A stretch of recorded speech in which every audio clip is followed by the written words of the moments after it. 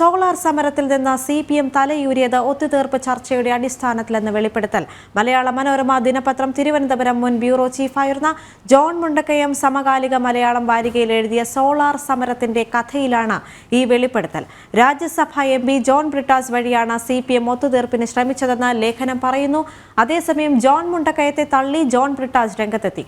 വിവരങ്ങളുമായി MK വിനോദ് ചേരുകയാണ്. വിനോദ്, കഴിഞ്ഞ മണിക്കൂറുകളിൽ സമഗ്രമായി തന്നെ നമ്മൾ ചർച്ച ചെയ്തൊരു വിഷയം തന്നെയാണ്.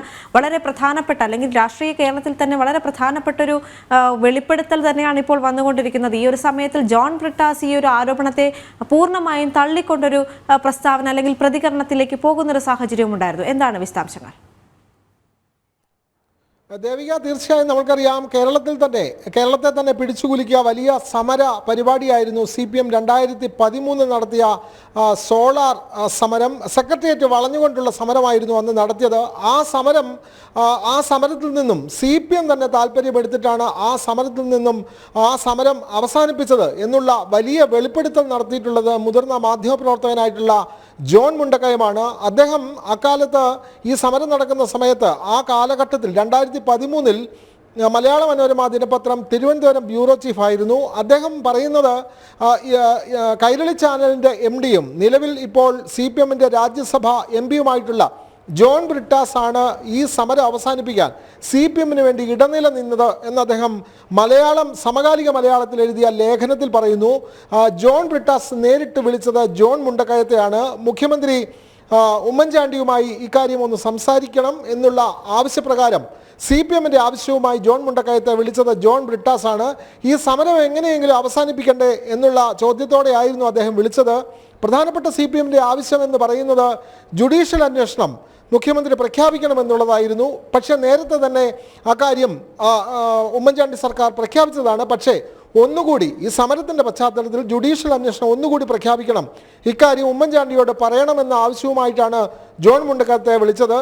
ഇതേ തുടർന്ന് ജോൺ മുണ്ടക്കയം നേരിട്ട് ഉമ്മൻചാണ്ടിയെ ഫോണിൽ ബന്ധപ്പെട്ടു. അപ്പോൾ ഇത് സത്യമാണോ എന്ന് അദ്ദേഹം ചോദിച്ചു. CPM അറിഞ്ഞിട്ടാണോ ഇത്തരത്തിലൊരു നീക്കമെന്ന് ഉമ്മൻചാണ്ടി ചോദിക്കുന്നുണ്ട്. പിന്നീട് ഉമ്മൻചാണ്ടി തന്നെ ആവശ്യപ്പെടുന്നു ജോൺ മുണ്ടക്കയത്തോട് PK കുഞ്ഞാലിക്കുട്ടിയോട് ഈ വിവരം ധരിപ്പിക്കുക എന്നുള്ള കാര്യം. അങ്ങനെ ജോൺ മുണ്ടക്കയം നേരിട്ട് PK കുഞ്ഞാലിക്കുട്ടിയുമായി സംസാരിക്കുന്നു. പിന്നീട് കുഞ്ഞാലിക്കുട്ടി അന്നത്തെ ആഭ്യന്തരമന്ത്രിയായിട്ടുള്ള തിരുവഞ്ചൂർ രാധാകൃഷ്ണനുമായി ബന്ധപ്പെടുന്നു. അങ്ങനെ കോൺഗ്രസിൻ്റെ പ്രധാനപ്പെട്ട നേതാക്കൾ എല്ലാം ഇക്കാര്യത്തിലൊരു നീക്കം നടത്തി. അങ്ങനെയാണ് തിരുവഞ്ചൂർ രാധാകൃഷ്ണൻ CPMൻ്റെ നേതാക്കളായിട്ടുള്ള പിണറായി വിജയൻ, അതേപോലെ തന്നെ കോടിയേരി ബാലകൃഷ്ണൻ തുടങ്ങിയ പ്രധാനപ്പെട്ട CPMൻ്റെ നേതാക്കളുമായി നേരിട്ട് ബന്ധപ്പെട്ട് ഇതിനുള്ള നീക്കം നടത്തുന്നു. വളരെ പെട്ടെന്ന് ഉമ്മൻചാണ്ടി ജുഡീഷ്യൽ അന്വേഷണം നടത്താൻ തയ്യാറാണ് എന്നുള്ള വാർത്താ സമ്മേളനം നടത്തുന്നു. ഇതേ തുടർന്ന് സമരം പിൻവലിക്കുന്നു എന്ന് പറഞ്ഞ് CPM വളരെ വിദഗ്ധമായി ഈ സമരത്തിൽ നിന്നും തടിയൂരിയെന്നാണ് ജോൺ മുണ്ടക്കയം പറയുന്നത്. പക്ഷേ ജോൺ മുണ്ടക്കയം ഈ ലേഖനം എഴുതി ഇത് വിവാദമായ ശേഷം ഇന്ന് ജോൺ ബ്രിട്ടാസ് MP, അദ്ദേഹം രാജ്യസഭയിലെ CPM MP, അദ്ദേഹം കണ്ണൂരിൽ നടത്തിയ വാർത്താ സമ്മേളനത്തിൽ പറയുന്നത് ജോൺ മുണ്ടക്കയം പറയുന്നത് പോലെ അല്ല കാര്യങ്ങൾ. തിരുവഞ്ചൂർ രാധാകൃഷ്ണനാണ് തന്നെ നേരിട്ട് വിളിച്ചത്. അന്ന് കൈരളി ചാനൽ ഉണ്ടായിരുന്ന ചെറിയാൻ ഫിലിപ്പിനെയാണ് അദ്ദേഹം വിളിച്ചത്. ആഭ്യന്തരമന്ത്രിയായിരുന്ന തിരുവഞ്ചൂർ രാധാകൃഷ്ണൻ വിളിക്കുന്നത് ചെറിയാൻ ഫിലിപ്പിനെയാണ്. ചെറിയാൻ ഫിലിപ്പിൻ്റെ ഫോണിലാണ് താൻ സംസാരിച്ചത്. അതേ തുടർന്നാണ് ഇത്തരം ഒരു ഫോർമുല രൂപപ്പെട്ടത് എന്ന് പറയുന്നു. അപ്പോൾ എന്തായാലും ഈ സോളാർ കേസ് അവസാനിപ്പിക്കാൻ ഇടതുപക്ഷം തന്നെ അല്ലെങ്കിൽ CPM തന്നെ മുൻകൈയെടുത്തു എന്നുള്ള ലേഖനം എഴുതുന്നതിലൂടെ CPM തന്നെ ഇപ്പോൾ വെട്ടിലായിരിക്കുകയാണ്. ഇടതുപക്ഷത്തിൻ്റെ ഭാഗത്തു നിന്ന് ഇതിൽ പരാമർശിക്കുന്ന ജോൺ ബ്രിട്ടാസ് മാത്രമാണ് ഇക്കാര്യത്തിൽ പ്രതികരിച്ചത്. വൈകിട്ട് 4 മണിക്ക് ചെറിയാൻ ഫിലിപ്പ് മാധ്യമങ്ങളെ കാണുമെന്ന് പറഞ്ഞിട്ടുണ്ട്. കൂടുതൽ വിവരങ്ങൾ ചെറിയാൻ ഫിലിപ്പിനോട് ചോദിക്കുമെന്ന് ജോൺ ബ്രിട്ടാസ് പറഞ്ഞിട്ടുണ്ട്. അപ്പോൾ ചെറിയാൻ ഫിലിപ്പ് ഇപ്പോൾ നമുക്കറിയാം ഇടതുപക്ഷത്തായിരുന്ന ചെറിയാൻ ഫിലിപ്പ് തിരിച്ച് കോൺഗ്രസ് പാളയത്തിലേക്ക് വന്നിട്ടുണ്ട്. അപ്പോൾ ചെറിയാൻ ഫിലിപ്പ് പറയുന്നത് എന്താണ് എന്നുകൂടി വാർത്ത നമുക്ക് കാണേണ്ടതുണ്ട്. ഇക്കാര്യത്തിൽ ഇടതുപക്ഷവും അല്ലെങ്കിൽ CPMും കോൺഗ്രസും തമ്മിലുള്ള രഹസ്യധാരണ ഇതിലൂടെ പുറത്തു വന്നിരിക്കുന്നു. ഇത് ജനങ്ങളെ കബളിപ്പിക്കലാണ് എന്ന് BJP സംസ്ഥാന അധ്യക്ഷൻ K സുരേന്ദ്രനും പറഞ്ഞിട്ടുണ്ട്. എന്തായാലും കേരളത്തെ സംബന്ധിച്ച് 2013 നടന്ന ഒരു സമരത്തിൻ്റെ വിവാദം കെട്ടടങ്ങുന്നില്ല. 2024 ആയിരിക്കുന്നു. 10 വർഷത്തിന് ശേഷം 10 വർഷം കഴിഞ്ഞിട്ടും ആ സമരം ഇപ്പോഴും വിവാദമായി കത്തി നിൽക്കുകയാണ് ജോൺ മുണ്ടക്കയത്തിൻ്റെ ഈ ലേഖനത്തിലൂടെ. ദേവിക. വിനോദ്, ജോൺ മുണ്ടക്കയം ഒരു മാധ്യമ പ്രവർത്തകനല്ലേ? അന്ന് തന്നെ ഈ കാര്യങ്ങളെല്ലാം ബ്രേക്ക് ചെയ്തുകൂടായിരുന്നോ എന്നുള്ള കാര്യങ്ങളെല്ലാം ജോൺ ബ്രിട്ടാസ് തന്റെ പ്രതികരണത്തിൽ പറയുന്നുണ്ട്. ഇത്തരത്തിലുള്ള വെല്ലുവിളികൾ നടത്തുമ്പോഴും ഒരു കാര്യം ഓർക്കേണ്ടത്, തിരുവഞ്ചൂർ രാധാകൃഷ്ണൻ ഉൾപ്പെടെ ഈ കാര്യത്തിൽ ഒരു സ്ഥിരീകരണം നൽകുന്ന ഒരു സാഹചര്യമുണ്ട്. ഈ ഒരു സാഹചര്യത്തിൽ BJP സംസ്ഥാന അധ്യക്ഷൻ K. സുരേന്ദ്രൻ പറഞ്ഞ പോലെ ഇടത് വലത് മുന്നണികളുടെ ഒരു ഒത്തുതീർപ്പ് രാഷ്ട്രീയത്തിന്റെ തെളിവാണ് ഈ സംഭവം എന്നെല്ലാം പറയുമ്പോൾ ആ ഒരു പ്രസ്താവനയെ ശരിവെക്കുന്ന രീതിയിൽ തന്നെയല്ലേ കാര്യങ്ങൾ മുന്നോട്ട് പോകുന്നത്?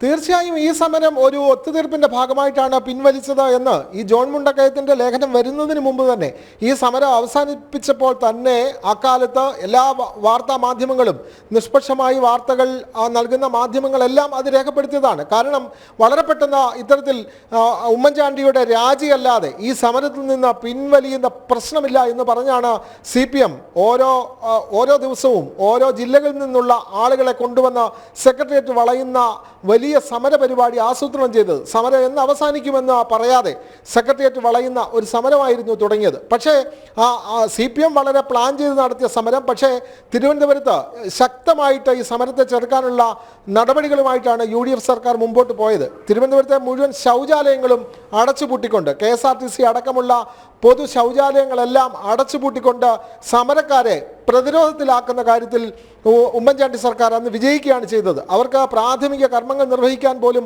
സൗകര്യമില്ലാതെ തിരുവനന്തപുരം മുഴുവൻ മലിനപ്പെടുന്ന ഒരു സാഹചര്യമുണ്ടായി. ഇവർക്കെല്ലാം ആഹാരം നൽകുന്നത് അടക്കമുള്ള കാര്യങ്ങൾ കൃത്യമായി CPM പ്ലാൻ ചെയ്തെങ്കിലും ഇവരുടെ പ്രാഥമിക ആവശ്യങ്ങൾ നിർവഹിക്കാനുള്ള സൗകര്യങ്ങളില്ലാതെ ഈ നഗരം വീർപ്പുമുട്ടുന്ന ഒരു കാഴ്ചയാണ് കണ്ടത്. അങ്ങനെ നഗരവാസികളെല്ലാം ഈ സമരം സംഘടിപ്പിച്ചവരെ അസഭ്യം പറയുന്ന ഒരു സാഹചര്യം വന്നതോടുകൂടി CPMന് ഈ സമരത്തിൽ നിന്നും എങ്ങനെയെങ്കിലും തലയൂരണം എന്നുള്ള ഒരു വഴി മാത്രമേ ഉണ്ടായിരുന്നുള്ളൂ. അതിനാണ് ജോൺ ബ്രിട്ടാസിനെ പോലുള്ള ഒരു മാധ്യമ പ്രവർത്തകനെ ഉപയോഗിച്ച്, CPMനോട് അല്ലെങ്കിൽ അവരുടെ ചാനലിൻ്റെ MD ആയിട്ടുള്ള ജോൺ ബ്രിട്ടാസിനെ ഉപയോഗിച്ച് ഈ സമരം എങ്ങനെയെങ്കിലും അവസാനിപ്പിക്കണം അതിനുള്ള നീക്കം നടത്തിയത്. അതിനുവേണ്ടി കോൺഗ്രസ് നേതാക്കൾ കൂടുതൽ ബന്ധപ്പെടുന്ന മലയാള മനോരമയുടെ തന്നെ തിരുവനന്തപുരം ബ്യൂറോ ചീഫിനെ തന്നെ വിളിച്ച് അക്കാര്യങ്ങൾ സംസാരിക്കുന്നു.